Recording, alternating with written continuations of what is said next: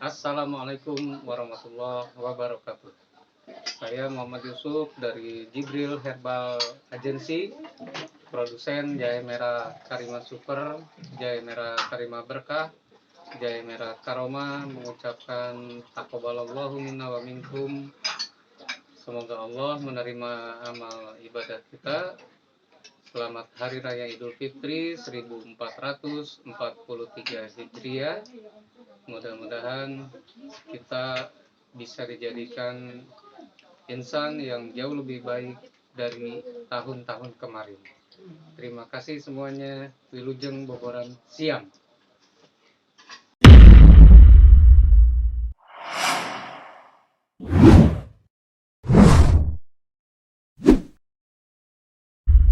Warahmatullahi wabarakatuh. Innal hamdalillah nahmaduhu wa nasta'inuhu wa nastaghfiruh wa na'udzu billahi min shururi anfusina wa min sayyiati a'malina. May yahdihillahu fala mudhillalah wa may yudlil fala hadiyalah. Asyhadu an la ilaha illallah wahdahu la syarikalah wa asyhadu anna Muhammadan abduhu wa rasuluh la nabiyya ba'da. Qala Allah Ta'ala fi kitabihil karim, a'udzu billahi minasy syaithanir rajim. Ya ayyuhalladzina amanu ittaqullaha haqqa tuqatih wa la tamutunna illa wa antum muslimun. Allahumma salli ala sayyidina Muhammad wa ala alihi wa ashabihi wa man tabi'ahum bi ihsanin illa yaumiddin. Allahu akbar, Allahu akbar, Allahu akbar. Sidang Id yang semoga Allah muliakan. Alhamdulillah, pada 1 Syawal 1443 Hijriah ini kita masih Allah Subhanahu wa taala berikan nikmat sehat, panjang usia, dan dapat melaksanakan ibadah Id dengan melalui 29 hari pada Ramadan kemarin dalam keadaan aman, sehat, dan sejahtera. Sungguhnya nikmat terbesar di dalam kehidupan kita ada 2, yaitu yang pertama adalah nikmat iman, di mana kita beriman kepada Allah Subhanahu wa taala, lalu Allah pesankan kepada kita wala tamutunna illa wa antum muslimun, dan janganlah kalian mati kecuali dalam keadaan beriman kepada Allah, dalam keadaan muslim. Nikmat yang kedua adalah yaitu sehat, yang dimana ketika kesehatan menyapa kita, maka apapun ibadah yang kita jalankan insya Allah akan terasa nyaman. Dan apapun yang kita makan untuk menegakkan tulang punggung kita, insya Allah akan terasa enak. Maka demikianlah nikmat Allah yang sangat besar. Sidang Id yang semoga Allah muliakan, di dalam Al-Ankabut ayat 45 Allah Subhanahu wa taala berfirman, "Utslu ma uhiya ilaika minal kitabi wa aqimus shalah. Inna sholatan tanha 'anil fahsya'i wal munkar. Waladikullahu akbar. Wallahu ya'lamu ma nadnamun." Wallahu ya'lamu ma tadna'un. Allah Subhanahu wa taala mengatakan, bacalah apa yang telah diwahyukan kepadamu, yaitu Al-Qur'an. Lalu dirikanlah salat. Sesungguhnya salat itu mencegah dari perbuatan keji dan munkar. Dan sesungguhnya mengingat Allah, yaitu salat, adalah lebih besar keutamaannya dari ibadah-ibadah yang lainnya. Dan Allah mengetahui apa yang kamu kerjakan. Maka di dalam ayat ini Allah Subhanahu wa taala sudah berpesan kepada kita bahwa sesungguhnya sholat akan mencegah perbuatan keji dan munkar. Oleh karena itulah di dalam rukun Islam Yang pertama adalah syahadat, yang kedua adalah sholat. Tatkala seorang muslim sudah beriman kepada Allah, maka dia wajib melaksanakan sholat. Maka di dalam hikmah sholat ini memiliki hikmah yang sangat besar di dalam kehidupan seorang muslim. Di dalam sholat kita dididik untuk kesabaran. Maka Allah Subhanahu wa ta'ala mengatakan wasta'inu bis-sabri was-shalah, dan mintalah pertolongan kepada Allah dengan sabar dan sholat. Maka hanya orang-orang yang sabarlah yang bisa melakukan sholat. Kemudian hikmah yang kedua adalah sholat mengajarkan kejujuran kepada kita. Tatkala Allah Subhanahu wa ta'ala di dalam Isra Mi'raj nabinya menetapkan perintah sholat, bahwa subuh 2 rakaat, zuhur 2 rakaat, 4 rakaat, asar 4 rakaat, maghrib 3, Isya 4, maka di dalam pelaksanaannya kita dituntut untuk melakukan kejujuran. Andai kata sholat tidak mengajarkan kejujuran, tentu kita bisa meringkas semuanya di dalam melaksanakannya. Terlebih mereka yang melaksanakan sholat di rumah, misalnya karena subuh 2, maka zuhur dia bisa melaksanakan 2 rakaat pula. Akan tetapi seorang muslim tidaklah demikian. Seorang muslim tetap melaksanakan sesuai dengan perintah Allah Subhanahu wa ta'ala. Tatkala dia sholat subuh 2 rakaat, maka sholat duhur 4 rakaat. Ataupun dia tidak menambahkan sholat subuh menjadi 4 rakaat, padahal sholat adalah baik. Maka seorang yang menegakkan sholat, di dalam dirinya terdapat unsur-unsur kejujuran. Oleh karena itulah di dalam penerapan dan aplikasinya, berdak dengan ribut.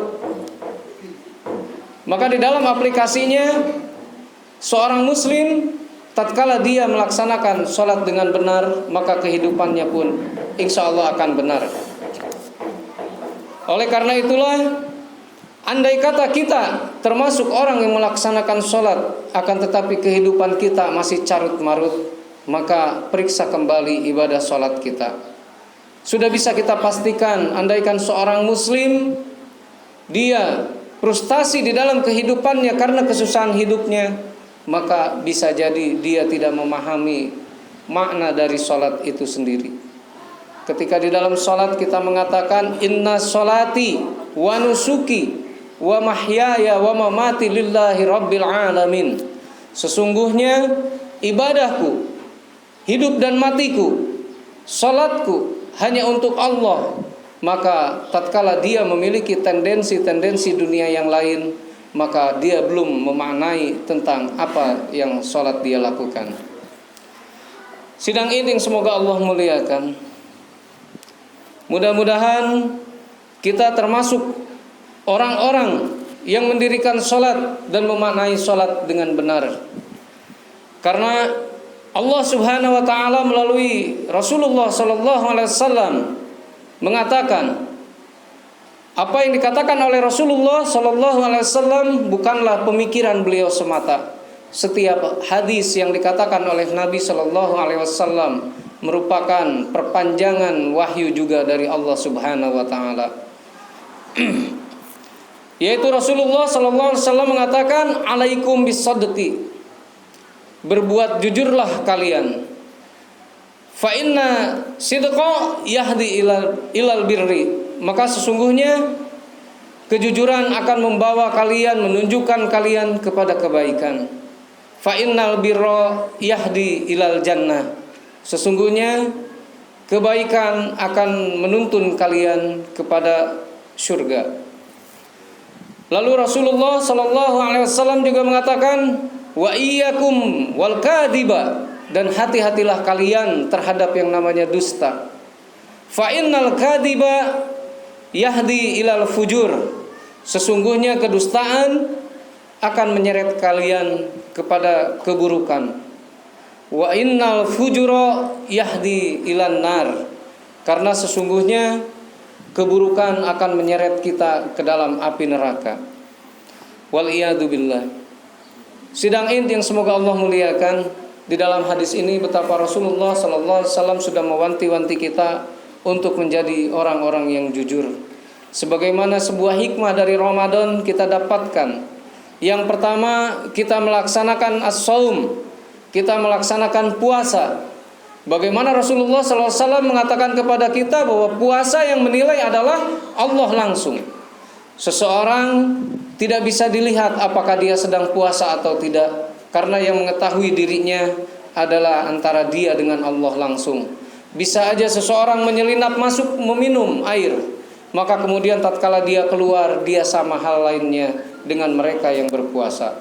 Oleh karena itulah kejujuran di dalam berpuasa, di dalam selama kita bulan Ramadan harus mendidik kita tatkala kita keluar dari bulan Ramadan. Begitupun salat-salat yang kita laksanakan. Sebagaimana salat tarawih yang kita laksanakan, ada yang 11 rakaat, ada yang 23 rakaat, ada yang 36 rakaat.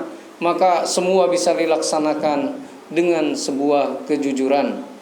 Maka hikmah setelah kita keluar dari Ramadan ini, mudah-mudahan Allah menjadikan kita orang-orang yang jujur. Karena sesungguhnya di muka bumi ini sekarang kita kekurangan orang-orang yang jujur. Begitu banyak orang-orang yang pintar, tapi mereka memintari orang-orang yang tidak tahu. Akan tetapi beda halnya dengan orang yang jujur. Tatkala kita memiliki anak-anak yang jujur, maka sama halnya kita membentuk generasi yang kelak ketika akan memimpin, ketika mereka diberi jabatan, mereka akan memegang jabatannya dengan baik dan benar. Tatkala mereka diberikan harta oleh Allah Subhanahu wa taala, kemudian mereka mengelolanya, maka mereka pun akan mengelola dengan kejujuran. Pun demikian seseorang yang mampu membayar zakat di dalam kehidupannya, tatkala dia melihat hartanya, para ulama ada yang menisbahkan syarat dari zakat mal adalah sebanyak 85 gram emas.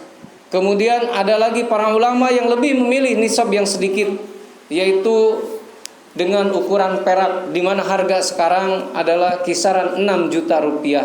Maka para ulama memfatwakan, andai kata di antara kita ada yang memiliki tabungan 6 juta dan setelah berjalan selama 1 tahun, kemudian tabungan itu tidak berkurang, maka seseorang itu wajib mengeluarkan zakat malnya. Dan hanya orang-orang yang jujur yang mampu mengeluarkan zakat malnya. Mudah-mudahan Allah Subhanahu wa taala menjadikan kita semua dan generasi kita adalah orang-orang yang jujur. Barakallahu li wa lakum.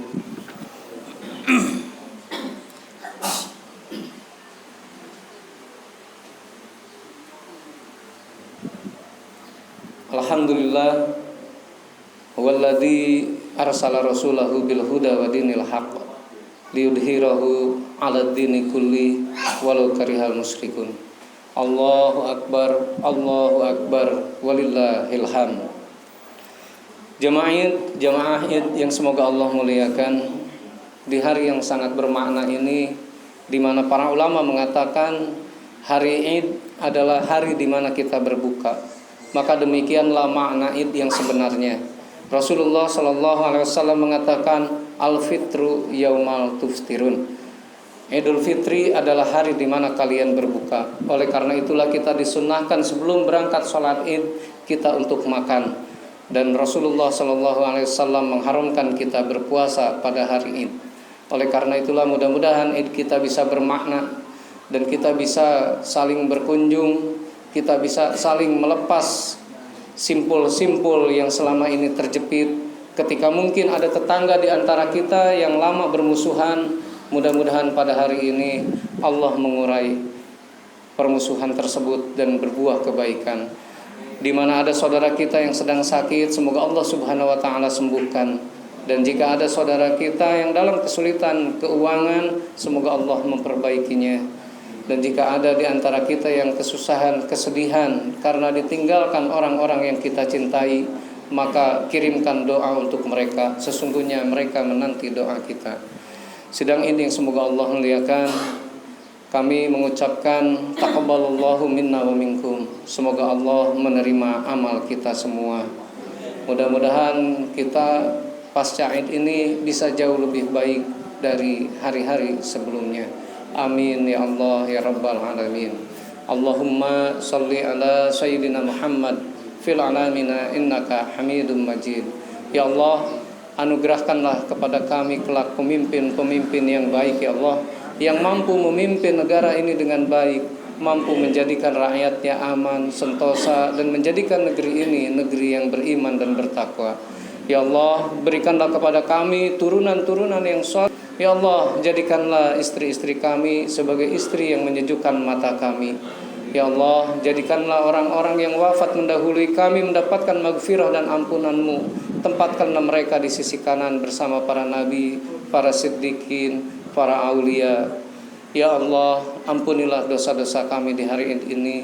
Rabbana atina fid dunya hasanah wa fil akhirati hasanah wa qina adzabannar.